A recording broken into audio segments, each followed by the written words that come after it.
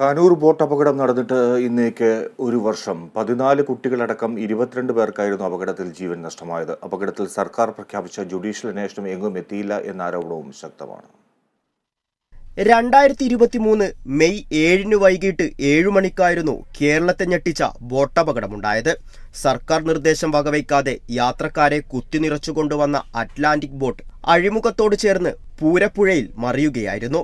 അപകടത്തിൽപ്പെട്ടവരുടെ നിലവിളി കേട്ട് പുഴയുടെ സമീപം താമസിക്കുന്നവർ ഓടിയെത്തിയെങ്കിലും നിസ്സഹായരായി നോക്കി നിൽക്കാൻ മാത്രമേ സാധിച്ചുള്ളൂ. പ്രാഥമിക അന്വേഷണത്തിൽ തന്നെ നിയമലംഘനവും ഔദ്യോഗിക അലംഭാവവുമാണ് അപകടത്തിന് കാരണമെന്ന് കണ്ടെത്തി.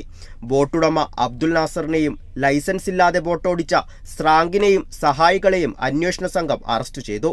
ബോട്ടിന്റെ രൂപമാറ്റം വരുത്തിയതു മുതൽ ലൈസൻസ് ലഭിച്ചതും സമയം കഴിഞ്ഞ് ഇരുട്ടത്ത് സർവീസ് നടത്തിയതും ഉൾപ്പെടെ നിരവധി നിയമലംഘനങ്ങളാണ് നടന്നത്. 90 ദിവസത്തിനകം പോലീസ് കുറ്റപത്രം സമർപ്പിച്ചെങ്കിലും വിചാരണ ഇന്നും ആരംഭിച്ചിട്ടില്ല. പോലീസ് അറസ്റ്റ് ചെയ്ത അപകടത്തിന് കാരണക്കാരായ പ്രതികൾക്കെല്ലാം ഇതിനകം ജാമ്യവും ലഭിച്ചു. സർക്കാർ പ്രഖ്യാപിച്ച ജുഡീഷ്യൽ കമ്മീഷന്റെ 2 സിറ്റിംഗുകൾ നടന്നുവെന്നല്ലാതെ അന്വേഷണം എങ്ങുമെത്തിയില്ല. കമ്മീഷന്റെ മൊഴിയെടുപ്പ് പൂർത്തിയായാൽ മാത്രമേ വിചാരണ തുടങ്ങാനാകൂ.